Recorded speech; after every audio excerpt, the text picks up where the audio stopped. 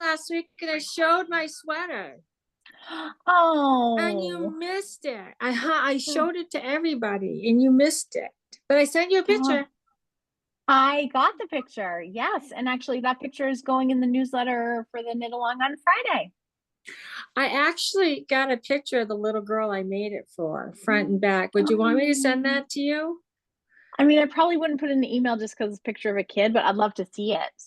Okay, okay, I'll do that on the but can I still join since my dog star is done? Of course. Oh my gosh. Yeah, because you might Okay. have valuable insight for anybody. Like people might have questions, you might have answers. I might, who Um, knows? you may. I'm just double checking something here. So glad to be back. Nice to see everybody. Kristen did a good job in your stead, by the way. Oh, I'm Yes, sure she she did. did. Oh, look at your dog star. It's beautiful. Well, and some of you may know that I did wear it on our Zoom with Alexa, but I had a barber cord at the bottom because I hadn't finished my ribbing. But tonight it's done, and I'm gonna stand up so you can see. I've got ribbing. I have ends woven in. It's all done, and it feels great. Beautiful. Thank you. Oh, thanks, Beth. Well, it's really nice to be back. It was a little weird to miss out on y'all, but here we all are again. And excuse me, just kind of crazy to think that we're winding this thing up in 2 weeks. I mean, it just has gone by so quickly. Well, some of us are not winding it up in 2 weeks, so it's all good. Well, we're winding up the knit along, but as we all know, that there are people at all phases of this thing, and so yes, we just finish as we finish, right? Let me make a note. All right, we've got nobody in the waiting room. That's great. Iris, check your phone. I just sent you the picture. Ooh, cool. Let me see. Ooh. Oh my gosh. So adorable. I love it, Kimberly. That is so I sweet. don't know if you can hold your phone up so people can see it just in this group, but it doesn't go out wide. Well, we're recording though for YouTube is Oh, the that's thing. true. Okay. Yeah, but so I can let you know that it is a beautiful fit on her. So cute. And she's only 2.5, Wow. and that's a size 4 to 6. Amazing. I'm making a note.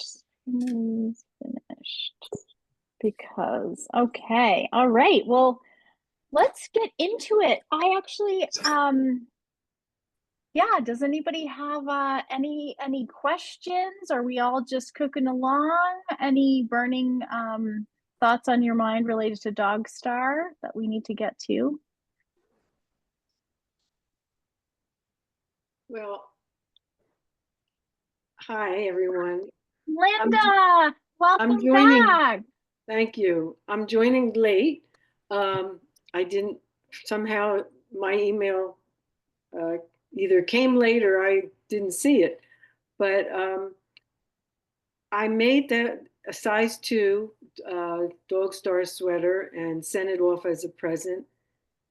And I had it was so I loved it, and I really want to make it for myself. So it is a great way to practice on a. The only thing I'm really baffled about is that underarm. Is there another way to do it other than how it was with the Kitchener stitch, or do you just have to practice? Because I saw um, somebody on I saw one of the videos where you made it from the top down. So did somebody make that same sweater from top down, or did everybody follow the instructions? I believe that it was Hannah Marie that did a top-down version, but either way, you're still gonna have to deal with your underarms. But do you always deal with the underarms by like making that big circle and then having to close it up? Is there any other way to do it? Can you knit it together or sew it together, or I don't know. I mean, you could probably sew it together, but I'm gonna suggest that maybe just a little more grafting practice with that Kitchener might be the move. You know, and it does take a little finessing, I think, especially at the you know, the edges where you've joined. And over time, I've definitely learned a few tips and tricks for how to negotiate not getting that hole. Yeah. I pick up an extra stitch and then I decrease one from, you know, I sort of decrease right away after I've picked them up. But so you were just unhappy with the way the graft came out, is that right? Yeah, because I think, well, actually, I didn't actually do it. I was so frustrated. I had someone else do it, and maybe um, I let it separate too much when I took the stitches off and put them on the string. So then my hole was really big on both sides, and My so hole was big too. My so hole was then there, big. And so I how, guess Kimberly, how do you negotiate the hole? Do you have a special technique that you like to do to minimize that? I do sort of like a grafting stitch, like you're donning a sock. So I sort of wove the yarn. I did a little woven pattern until the stitches came together. So then you didn't see the stitches as on the outside, but it was almost like using the mattress stitch on the back side. So it pulls it together. So you didn't see it on the right side. Another thought I had was doing a 3-needle bind off on the inside and then close the holes from that end as well. And so if you don't feel comfortable grafting, you can do a 3-needle bind off and it still has the same effect on the underarm. well, that these are some techniques I need to learn. Thank you.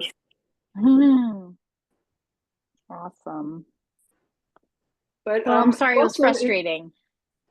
yeah, I mean, but I'm going to try it again. But for the adult version, I don't know how many of you made it for yourself. Is the pattern actually the same, or is it more complicated or more graphic? Is it exactly the Pretty same? much the same. I mean, some people who are making a child size don't do the short rows on the back of the neck just because children's shapes are a little more straight front and back. I also, it's, you know, some people are not doing the color work on the sleeves. I think they don't actually include that for the child size, but some people have chosen to do that, but you don't have to. And in an adult size, you actually don't have to, you can leave off the cuffs color work if you don't want to do that. If you just want to have the yoke, that's totally legitimate as well. A lot of ways to customize it, but pretty much the same. Okay. Well, thanks. I can't wait to try again. Yay, I'm glad you found us. Mary Stewart. Yeah, how are you? Iris, is there more chart work to do on the adult than there is on the children's size? Like I mean, the charts are proportionally, different, right? the charts are taller because of the proportion. So Okay. so there's more rows involved. But it's not, I wouldn't say, I think, you know, the thing about the children's one, I was looking closely at the pattern with the knitter. And we really, you know, looking at it closely because I've not made the children's one. So looking at Yeah. her with her, I realized really there's no long floats at all. Like with my particular adult size, I kind of felt like this top little blip kind of needed a little bit of a float catching situation, but the kid size, no, there's nothing that long. Well, I'll show you where I am, and maybe this will help somebody decide. So I finished the top part of my sweater, Ooh. right? Like, but I did the provisional cast on for the sleeves and the body. Beautiful. And I am having a heck of a time with, it took me like 2 hours to get the provisional cast on onto needles. And then I had a ridge. So I'm unknitting backwards from that provisional cast on because it's really tight there. Yep. Okay. So just as some forewarning to people, I hope the sleeves, I don't know, I'm hoping the sleeves aren't as big a problem, but I'm just not, I could see it and I didn't like it. at all where I could see that ridge. And I think even though I did it on the same size needles, if I were to do it again, I think I would do the provisional cast on a larger needle. Instead of the 6s, maybe a 7 or something, just because I had to go get a 3 to get it off. Wow, they really tightened up. Yeah, they really tightened up. And what weight yarn did you, like, was the yarn weight that you put it onto the provisional, was that? I put it on to another DK. So potentially you could also maybe have put it on a worsted, a heavier worsted, yarn. Yeah. I guess my concern, and part of my concern was why I chose what I chose, was this Patagonia is very clingy to, and I did not want a lot of fiber attached to this from my waste yarn. Yep. So I just kind of going through my stash, I picked something that was not wool, and so it didn't have a ton of stretch to it, and I thought I would be good because I didn't think it would go very far, but it just was really tight. So I don't know, if I were to do it in the future, I might just say buy another needle and cast it on and leave it on my needles, right? And just on the stoppers, and work up from there, or on a barber cord or something. Yeah, because I was kind of frustrated with it. So, but I'm really happy. Like, the fit is really good up on the shoulders, and the short rows were easy. I'm always sort of mentally cautious about those, you know, like they sort of just freak me out a little bit, but they all came out good, and I don't have any holes or anything from those. So that's great.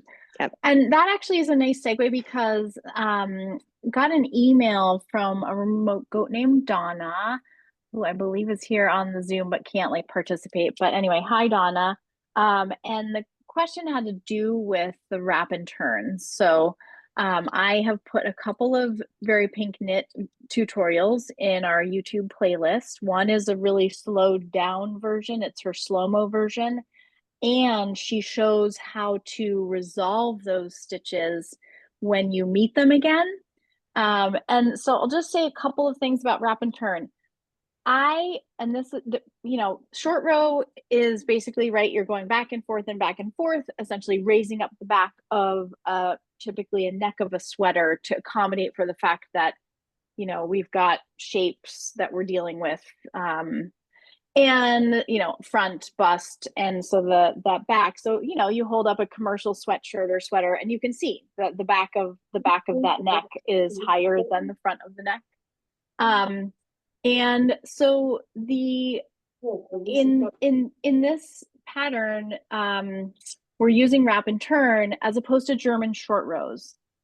And this may be a me problem, but it's also could be a yarn thing. When I do German short rows, I typically end up with a hole, and I don't prefer that method. So anytime I'm asked to do short rows, I know that for me, I prefer wrap and turn. Now, again, this may be different when you're using a different yarn, could be different in a pattern or a particular stitch thing. But I think it's really good to know the difference, and maybe that's a little practice you can do on a swatch to try it out, just to see how you like it with the yarn you'll be using if you're not sure how you'll like it. And the one thing that I always do for myself, just because I've had a situation in certain types of yarn, again, make it a little more difficult. Sometimes it can be hard to see those wrapped stitches to know to resolve them, and especially on the purl side. For me, I have a lot of trouble. So I have learned, and you all know that I love my locking stitch markers. I just hang a little locking stitch marker on that wrapped stitch, and that is just to help me make sure I don't blow by it, and I find it really an easy way to do it. I think that Stacy from Very Pink does such a good job with that slow-mo version. So if anybody feels a little unsure about a wrap and turn method, just hang out with Stacy on the slow-mo, and I'm telling you, I think you'll figure it out. So that's my little, anybody have anything to add about wraps and turns or short rows in general? Julie, I see your hands. So I've done wrap and turn, and I've had really good directions. Oops. Huh. Okay. I've done wrap and turn and had really good directions and resolved them the way they told me to, and it all came out looking ducky. But the next time I went to do wrap and turn on something else where I didn't have those lovely directions right in front of me, I was shakier on the resolution. And as I was working along on it, what am I missing? I don't understand why I actually have to pick that back up and resolve it. That's your question. Yeah, I just don't know why it has to happen. Because For the float's me, I always going think to be trapped. well, for me, I think it has more to do with minimizing any sort of a gap. Huh. Tightening up that little area where you've kind of manipulated your fabric. So to my eye, it helps to minimize the gap. Okay. Anybody else have a different opinion or idea on that? Why we resolve? But yeah, and that actually, oh, sorry, go ahead, Karen. no, I kind of see a cross, like where I've wrapped. I don't know. I can see a second stitch. So if I can knit that into the back, then you can't see it at all. Am I right? I mean, that's kind of what I see, and that's how I resolve. Okay. Mm-hmm. Again, I think speaking. Oh, sorry. Go ahead. I did Mary. use those 2 videos. I did watch Mm-hmm. those specific ones that you mentioned were the ones I found and watched, Mm-hmm. and I thought they were good.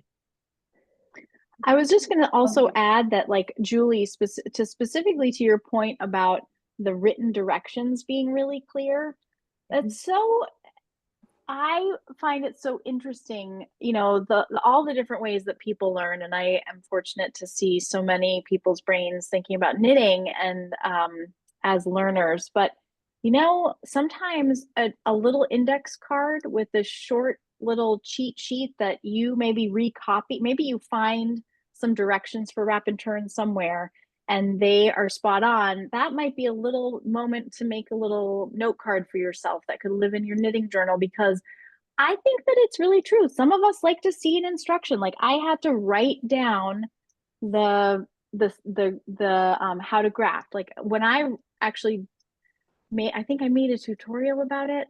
Yeah, that's what it was. And I had these cards and these little cheat sheets, and like, that was a game changer for me. I've been doing it for years, but that's how it's cemented in my brain, because I think I'm a person that needs to write it and then look at it while I'm doing it and have that as a reference. So there's that. Yeah. The next time I find my copy of the Cosette shawl, which I actually bought at the Goat in its previous iteration, I will have to take that out as a separate piece, because for some reason, I've never seen that process described as well anywhere else. Mm-hmm. Yeah, I know some people that love a note card for their like tubular bind off. Yeah, and just it's just worth appreciating the fact that we all just like need to see, or some people like to watch the video every time, but if I really want to cement it in my mind, I am sure that I have to write it and then have some sort of written reference. Do you know the woman that does the crinkle in engraving? She does little blocks, and one of them is wrap and turn, and that's what I go to every time that I do short rows, and it looks just like this. It's just a little block, and it also has the Kitchener stitch with it. So I have it all right here. So I flip my blocks, and I carry this everywhere I go. So if I need to do the Kitchener stitch, it's right there in my bag. Great. Knit picks. Well, I got them from Knit Picks, but Crinkle is the one. Katrinkle, yep. Katrinkle is the one that made these for Knit Picks. So, and she sells them on her own on her website.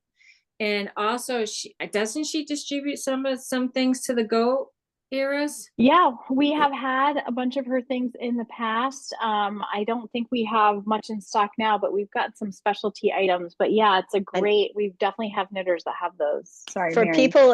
people in Maine, she was at Spa at Freeport last year. And I think Cool. she's coming this year at the end of, So yeah, it's the first day of March, I think, this time. Or Yeah. that 28th, 1st and 2nd or something. Yeah. Yeah. Cool. Beth, I see your hand. How are you doing? Good. My question is for short rows, is it when people write patterns, is it a preference? Or are there some short rows you use, like say on socks versus sweaters? You know, can you if you have a short row technique that you like, can you put it in? Or is it really something where you need to stick with the pattern? Interesting. I'm trying to think if I've ever seen a sock pattern with wrap and turn. Lucy, you were waving your hand. Do you have something to add? Oh, you're muted. Lucy, you're muted. Oh, there. Yep. At work? Yep, it does. Okay, the dog was barking. Nothing. There are YouTube videos, because I've looked at them, that show you how to convert a wrap and turn to a German short row. I don't know if that answers her question. I Well, think she was I more just- wondering, like, go ahead. Well, the last sock I did, I can't remember what they called it, but it was where you sort of picked up from the row below you. I don't know if it was called a shadow wrap or anything. And I really liked it. It was a lot easier than the German and the wrap and turn, which I've done both of those. And so I didn't know if it was something that, and I could experiment, like, you know, when I haven't gotten to the short rows yet, to see if it leaves a hole in the material. And that's why they really went with the wrap and turn. I don't know if it's like certain people like certain techniques, and so they just naturally write it into their patterns. I Or think if it's there was probably a little bit of that. I think I don't know that I've ever seen a wrap and turn in a sock. Any sock knitters out there that can, yeah, because I just wonder if it would be a little nubbly, because it's like it's a little thick, right? Mm-hmm. the sock that I'm Kimberly, working on the right sock, now. the sock. Here's my queen, sock. Kimberly. Yeah. Yeah, here's my sock. What mine is all on a circular needle. And right now I'm turning the heel. So it's just going back and forth in that one section, but it's not a wrap and turn. You're knitting two together and then you're slipping one and you're going back across the other side. And then you come back and you do SSK on the right side and you knit two together on the wrong side. And that's taking care of the short row, bringing it back up to the needle, bringing it back to my original 30 stitches. But it's not a short row. It's just turning the heel. It's just another way of turning a heel, but I've never done a short row in a sock. I've done afterthought heel, but not a short row heel. I think that I've definitely used like I've definitely done like there's more like a German short row technique in the heel turn that I've used once or twice, but never a wrap and turn. Anyway. Yeah. Well, I know that the last sock I did, it wasn't a traditional heel that I did, and it used this version of a short row. All right. Well, I'll look when I get to it, because it's been a bit since I did a wrap and turn, and I'll see when I get to it if it makes a difference when I get. You can report back. Yeah, because I think I'm really close. Is it between chart G after chart G? Is the short rows? My pattern is downstairs, so I just That's realized okay. that. Don't worry about it. but I know I haven't gotten to the short rows yet. That's all. It's after the last triangle pattern where you do your short rows. Yeah. You don't do it before Oh. the yoke ends. Okay, I'm It's not there after yet. after you do your color work. Yeah, then I'm still a little bit away. Anybody else have some questions? Well, actually, there was another one in an email, and I'm going to see if I can. So the question was about, you know, if you want to modify the neckline to make it rise up a little higher, like I did. And that might also be like what you want to do if you're going to considering like a mock neck. I know a couple of people have been thinking about that. I used like a knitting decrease calculator, and there's a few of them out there. The World Knitting Calculator is one of them, but I also just found that, and I'm going to see if I can pull it up, and you're going to see that I have a million tabs open. That's just how I roll. And so I realized that Yarn Sub, which is one of my favorite tools when I'm working at the Goat, because it's a website that is essentially you can put any yarn in, and as long as it's not terribly old, if you put in, like, you're not sure the pattern names yarn and you're not sure what weight that is, how much yardage, you can search for it in Yarn Sub and get a lot of those details. I've only had it one time where the yarn was an old discontinued brand and I couldn't find what I wanted here. But I also noticed they have this decrease calculator. So, you know, this is where a little bit of math comes in, just knowing how many stitches per inch you're getting. So make sure to like measure your current gauge up at the top of your sweater. And if you look at the schematic on the pattern and see how wide the opening is, if you wanted to pull it in a little bit, and sometimes I'll measure against one of my sweaters where the neckline is and lies how I like it and how high it comes up. You can then figure out, okay, so the current neck opening is like, you know, 18 to 20 inches, let's say, and I want mine to come in a little bit more like 16 because I want to ride it up a little higher. So you can kind of begin to use this. I still had to fudge it a little bit because I was decreasing over 2 rounds, but you can see how if I change this current stitch count, like let's say 120 stitches, and I want to decrease by, you know, 3 inches. So let's say that's 6 stitches per inch. I'm just throwing that out there. So I'm going to put in 18. And this is what I get, is it gives me the, if I want to decrease 18 stitches evenly across the round. Now this doesn't quite work if you want to decrease them in other ways other than evenly, but then you have a neat little thing and you can print them, or you can look at how the repeat would look as a chart. So kind of handy to know about that, or there's probably other ones as well that could be great to use as well. Can you share that link? Yes, yep. And I actually put it in my Ravelry project page too. Okay. And so, but I will pop it right in the chat, and chat. Where's the chat? There's the chat. And then you'll get to Yarn Sub and you can explore how great Yarn Sub is, because I feel like I'm always telling people about how great Yarn Sub is. Yep. So I think I had to recalculate, you know, as I decreased over the 2, similarly the pattern wanted for my size wanted me to decrease over 2 rounds, so I still did 2 rounds, but I just had a much more rapid rate.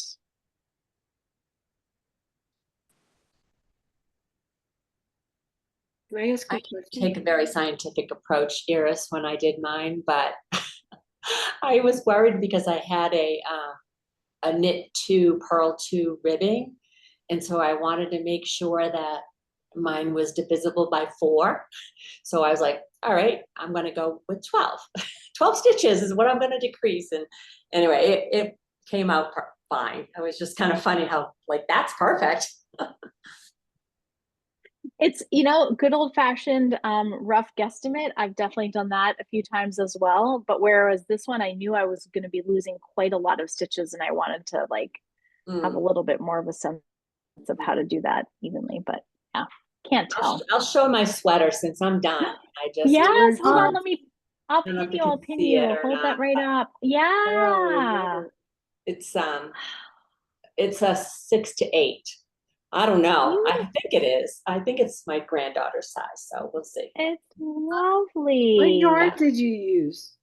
Well, I I needed to get a washable or superwash, and I ordered something online from somewhere. It was from Norway actually, but I can send a text back to what it was, but it was, yeah, I just ordered on Woolly Knit or something, only because, to be honest with you, I had knitted with the Jody Chow. I purchased that from Cashmere Goat, and I found and I still do it, I get a little snaggy, like because the ply sometimes comes apart on me, and so I didn't want it to be that careful. Mhm. The You know, same it thing just- happened to me because I used to chow on my sweater for Mm. the little girl sweater I made. Yeah. That yarn is so unforgiving. It was Mm. horrible. It was Right, absolutely yeah. horrible to make that sweater with. So I agree with you Mm. 100%. I had the same issue.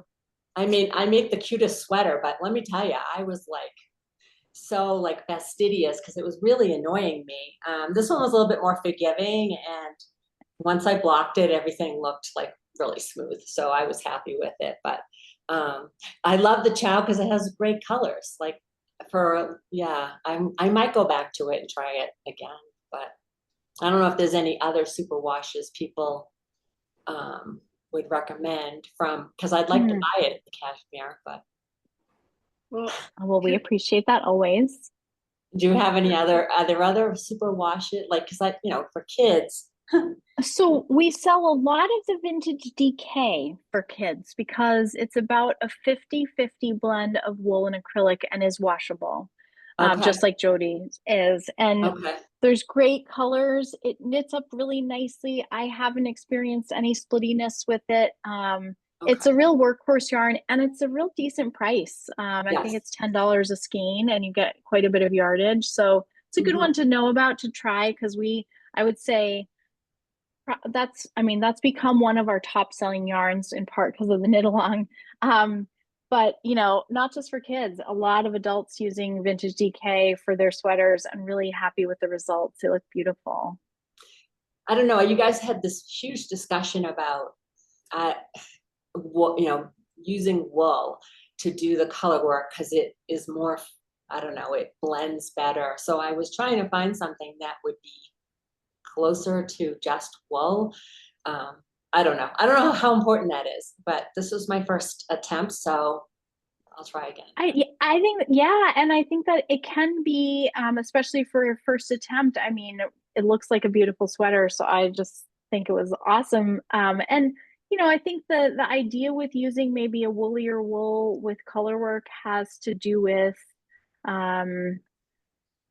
how the stitches with those extra fibers around them that in the superwash process get like chemically removed on the outside. So when they have the little hairs, it kind of helps the stitches to sort of like meld a little bit with each other. But I mean, there's definitely folks who have been using superwash. I know Christine, she did the fleece BFL for her first, and she used Plush DK, which is the superwash, for her second Dog Star, and color work came out great. So there's that. I also find too, like, superwash yarn can be a little slippery if I have to pick back, like, and I'm trying to grab those stitches. Sometimes the superwash wants to slip away from me, whereas the woolier wool will sort of be a little firmer. And I feel like vintage DK, although it has that, about 50% acrylic poly in it, it definitely, like, Those snacks, yeah.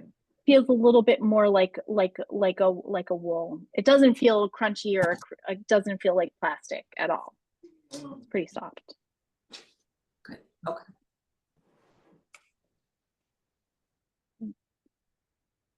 And doing the two-hand technique my first time, again, that was wonderful. So I would encourage anybody to try it because it was, I don't know, it just like one was over here, the other was over here, and there was no tangling. So it was, yeah. Yay! We all have to learn new things. So that was the best for me, is just like using my brain to do something new. So yeah. Love it.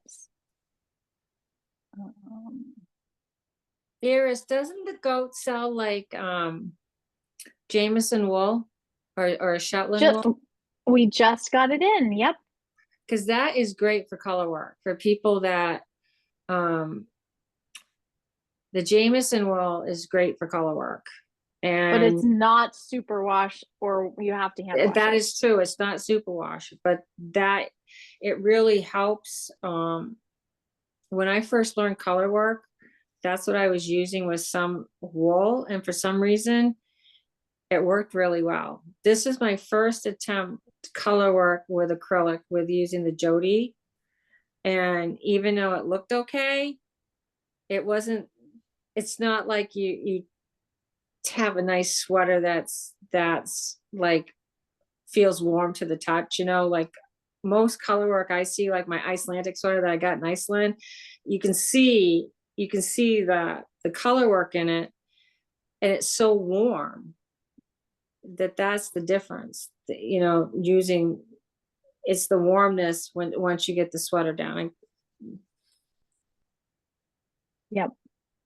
Those hairs. Linda. Hi, I made a blanket this summer using Malabrigo Rios, and I loved working with it, and I had a lot left over, so I used that as the main color. So I was wondering what you thought of that yarn. I mean, it's expensive, and I don't know how soft it is for a kid because I didn't try it on, but what do you think about it? I mean, we also sell a lot of Rios to folks who are knitting something they want to be washable, for sure. So superwash yarn, it's really nice. The colors are so great. And I think there was maybe somebody in the email or the Facebook group that was using Rios for this pattern. You know, they kind of zhuzh the gauge a little bit. Rios is a little bit of a lighter worsted, Oh, it but is. it Okay. beautiful colors, very soft, plenty soft for a kiddo, for sure. Yeah. Oh, I didn't think about the gauge because I never do. But when I make it for myself, I better think it, you know, about it fitting rather than growing into it. Yes, definitely. Any other folks with questions?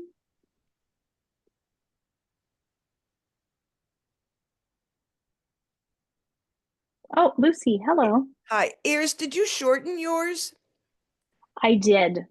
Like, because I'm at the point now where it says to knit until it's 19 inches and then join the sleeves, which does seem really long.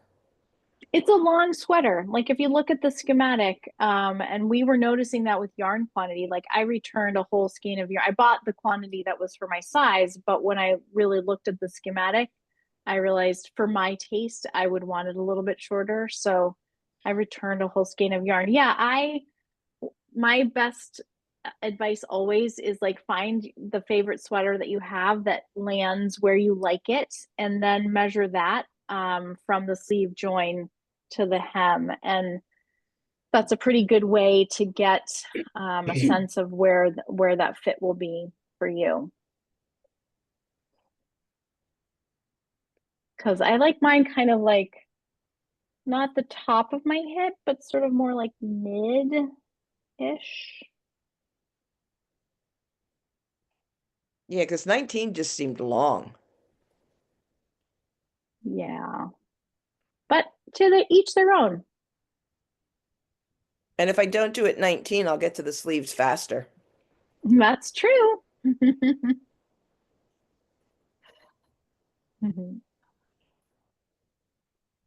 Well, I think I told you guys I was starting a sweater for my son. I'm using the flax pattern by Tin Can Knits, and it's the pattern that has like a garter. It's a pretty basic top down raglan, and it just has a nice garter strip down the sleeve. And we kind of like, there was a raveler who had done kind of a broken rib situation in place of the garter, and it has a little bit of a, I'll spotlight myself, a little bit of a waffle knit kind of a texture. And so, oh, there we go. So it's, so yeah, I like it. Had to rip out a bunch because I somehow got myself on the wrong size.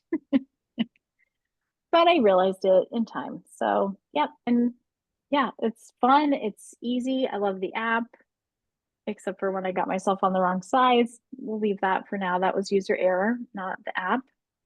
And I'm also what I'm knitting on right now, this fuzzy thing is this just simple little kerchief. It's got a little, it's curling, little point.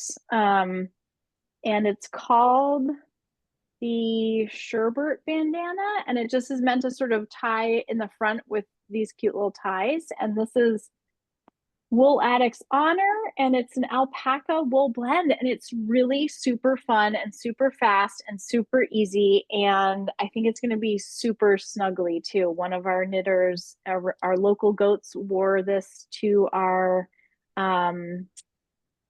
in-store meetup a couple weeks ago, and we've had such cold weather, and we were all just like wrapping it around our necks, and it just was kind of the right size and super snug. And alpaca is really a warm fiber, and it's a nice blend, very fuzzy. We've got some new colors of it, but fun little palette cleanser project. What was the yarn you used for that? This is Honor by Wool Addict. So it's got a lot of fuzz there. And it's alpaca, and let's see if I can find the band. Let's see. It's a Lang yarn. Yep, 50 alpaca, Surrey alpaca, 50 merino, extra fine. So it's really soft. And I'm calling it my Cookie Monster colorway. It makes me think of fuzzy little Cookie Monster from Sesame Street.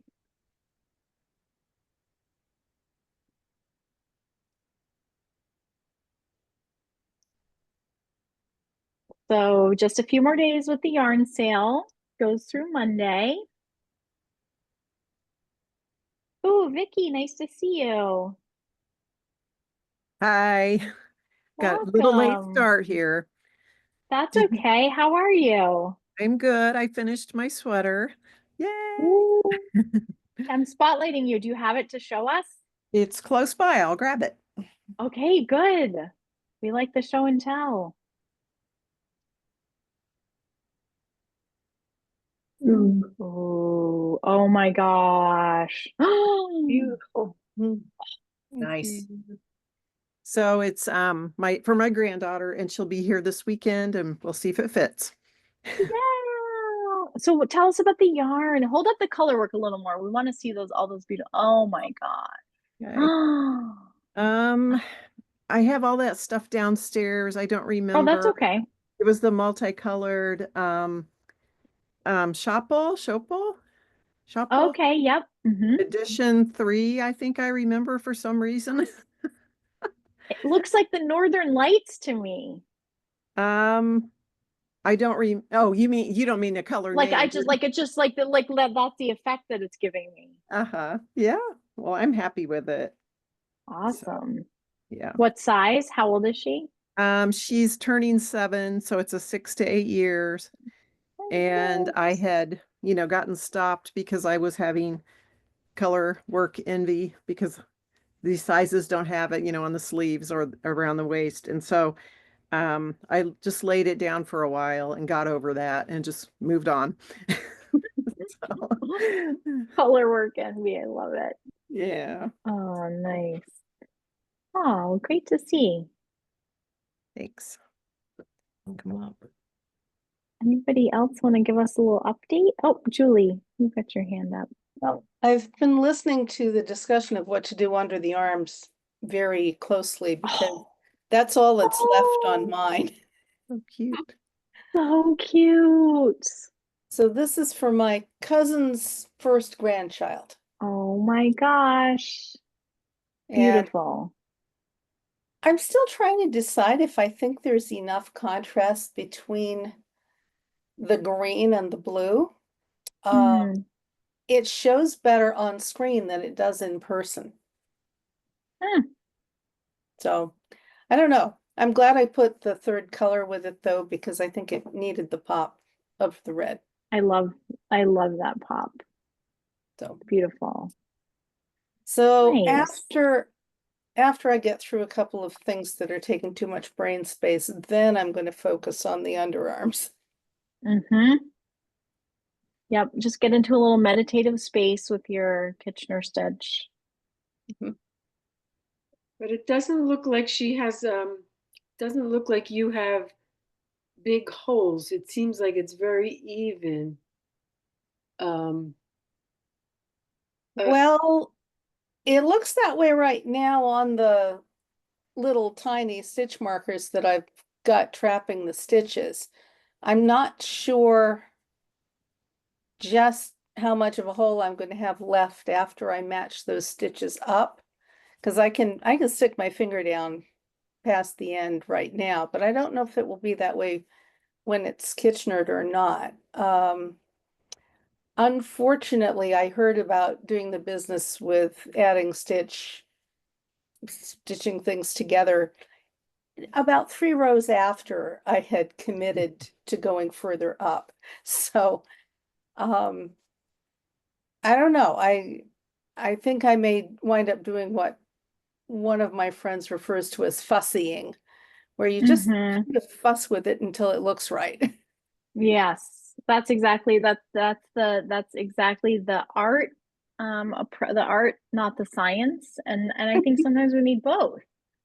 And sometimes when I've got my two needles lined up and I'm looking at them and it appears like there's sort of a big space, on either end, I'll just pick up one stitch more so that I'm grafting like a little, like there's a little border, kind of a hat between a stitch. Sometimes it's really yarn dependent, but it's almost like, you know, that space here's my final stitch here, and then it just seems like there's this long space before the end of what looks like a smile when I'm looking at it. So I'll just like pick up some strand that looks like it should be picked up and fuss around with it, as you say. Lucy, yeah. I did a cocoa knit method sweater, and she had some tutorials, and she suggested that you take one of her claw clips and just clip the underarms while you're working on the yoke of the sweater to prevent it from making a larger hole. So you're keeping it close to where you need to do the Kitchener stitch while you're working on the rest of the sweater. Interesting. I was having an interesting chat with the knitter. This is sort of related. Some of us have really noticed that our gauge will change, over the course of a, sleeve to the body. That can be different. When we're on smaller circumference knitting, it's fairly common. I even had a knitter who the bottom of her cuff was looked one way, and then when she got up to the top of her sleeve, you could really visibly see there was a little bit of a difference in the size of those stitches. And this one knitter was bringing up the question of like, do we think that there's a gravity part of this? You join your sleeves to your sweater body and you've got a lot of weight if you're knitting an adult sweater. And how does that, if your knitting's in your lap and you're constantly picking it up and hoiking it around versus if it's sitting on the table in front of you, could that make a difference? And so it's just, I don't have an answer, but I'm pondering it. Well, I have another question about the underarms, and I did a provisional cast on because I wanted to figure out the length of the body. Should I graft my underarms together before I go back and finish up my body length? or should I do the body length and then put the underarms together? I usually do it at the end, the grafting. Okay, because I didn't know if it would, you know, that whole polling thing again, if that would like make a difference. I mean, Having the holes yeah. open versus having it closed up and just working it on down like you would do in a top down. I don't know. I mean, if you didn't have the claw clips, you could experiment with like just some walking stitch markers, you know, my favorite, if you have No, those I have handy. Yeah, actually, I have some claw clips on it right now because the provisional cast on was rolling up and I felt like it was interfering. But I could put it on the underarms and then work the rest. When I get to it, work the rest of the body. Could see if that makes a difference. What are claw Always- clips? They're like, if you imagine, you know, like if you're in the hair products aisle at Hannaford and there's like little like clippy doos for pulling up your hair like this. And some of them are big and some of them are really little. And the really little ones are kind of look a little bit like what we're talking here. Cocoa Knits makes them. And they're good, you know, like if you're lining up something for a mattress stitch, they can be a nice handy thing to have. And yeah, oh Lucy, hang on, let me spotlight you. That's a Lucy's cocoa going. knit Yeah. claw clip. Cool. Okay, thank you. Thanks. Well, we are coming up on the top of the hour, amazingly enough, and I just wanted to start putting a little plug in for I'm going to be putting together our typical knit along slideshow, which we will have a world premiere of on our finale Zoom in 2 weeks. So what would really be super helpful to me is if you could email me pictures of your finished or in process. This is not just a finished showcase. This is a wherever you're at showcase. Take some pictures if you want to be included, because it will live on YouTube. And just send me an email with like Dog Star pics in the subject line, and then include your photos and your even just your yarn brand and like yarn name. I don't necessarily need all the colors. If you want, that's great, but just make it easy. And then and let's see where you're from. I mean, I know a lot of you right like by now, but it just helps streamline my process a little bit. If you're willing to share, it's always so fun to see where people are at, the different colors that people are picking. And it's really also always fun for us to see like where all these goats are dog starring it with us, you know, in the knit along. So yeah.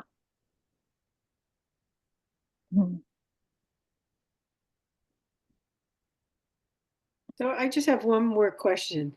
The people that did like more than 2 colors for the Dog Star, so I'm new to this. Do you actually like take graph paper or color in? Like, how do you figure out the pattern of the different colors? Because I just did 2 colors and that was so easy. Or did you just do it in your head? I did both. I did with mine, what I did is I was like, I wonder what this would look like, right? So I got some graph paper and I got markers that were similar to the color I was doing. And I did a little bit of a test to see what it looked like. But honestly, just doing it on the thing really made a difference for me because, so this is my colors. These are my colors. And when I did it on the graph paper, the white didn't help me see how I wanted it to look. So I did end up doing it and liking it better than what I had on my graph paper. Gorgeous. I love it. Nice. So beautiful. So, but I tried with the graph paper first because I was like, how am I going to do this? But I think it gave me some guidance in the process, you know, it kind of gave me a sense of what the colors would look like together. So I think it was worth doing it. So there was a knitter who was in the shop and oh wait, Mary's holding up her colors. Let's see your colors, Mary. Oh, see, yeah. Ooh, yeah. Yeah. So, it's upside down. Sorry. So I had I had like, on the first chart, I just wanted to do, I just did it like with 2 colors. And then I said, oh no, I want to put this pink in. So I figured out where I wanted to do that. And like, I put the pop down at the bottom of this bar. So I wasn't carrying 3 different colors across this row.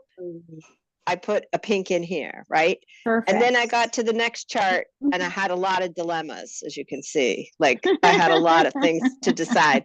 And then I thought I had it figured out. And then I started knitting it and it didn't look right because I didn't have any green in here at all in this one, in this middle. And it was just too dark. So I went back with a highlighter and changed up my pattern a little bit. But like I took whole rows here that were supposed to be your main color and I made it a totally different color. So I have a whole row across that's not, there's no green in it at all. It's just pink. It's like a stripe. I love it. So yeah, so it did, I can show you on the sweater, It sort of like frames it a little bit. Yeah, like you can see here, right? Like, so it doesn't really look like her pattern when I start looking at some of the other people's sweaters, right? Cool. But it just, I just wanted more color than just the green everywhere. So, and then at the top, I did both my other colors to make the triangles. Oh, So, awesome. So I just played with the color just because I figured it was just for me and who cares, right? So, but I love that because I love seeing the iteration of your play with trying things out. Yeah, and I think like for me, colored pencils and graph paper that's almost a therapy as well as knitting.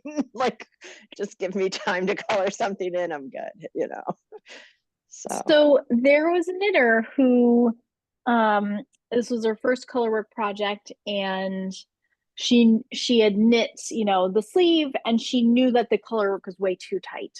She just knew that coming into the meetup, and she was like, don't worry, I'm going to redo it. I was like, I'm not about to like say anything about it. Yeah, no, you're learning. This is great. But she was going to rip it out. But before she did, she decided to duplicate stitch with her colors. So she had just done 1, or maybe there were 2, but she decided to play a little bit on that color work that was going to be torn out to see how things would work. And so I just also had the thought of, well, if you have your swatch in the body main color that you're using, you could potentially do some duplicate stitching on that swatch just to play, just to see the colors next to each other. And that idea just came to me from this knitter who was like, I was like, oh my gosh, my heart, I love that you're doing this, and just seeing what looks good and just using this knitting that you've done to give you more information about when you take it out and do it again. Super cool.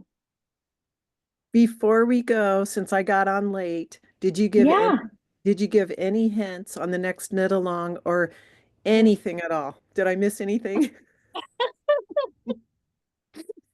I'm sworn to secrecy, but we're announcing next Wednesday. Kristen and I are recording our announcement video on Monday. We've got that in the books, and then we will get that up. And we're really excited about it. It's going to be a fun one. And it may be something that you might have some yarn in your stash for. We certainly will have some great options too, but it's going to be a fun one. Okay. That's all I can say. Sorry. Okay. We can discuss it next Wednesday on the Zoom. How about that? Okay. Cool. All right. I could even, if I'm really thinking, I could even bring some potential yarns and we could do show and tell. Yeah, Please. That is, I'm making a note to myself. That sounds like a fun, I love yarn show and telling. Okay, let's write that down. Bring yarn home. All right. Well, here we are, 5:59. Great to be back with you all. I was sad that I couldn't be on with Kristen last week, but had a great little time away, and that was super fun too. But happy to see everybody's progress. Thank you for being here, and we'll see you next Wednesday again. Thank you. Thank you. Have, you. have a good night. Bye. Bye, guys.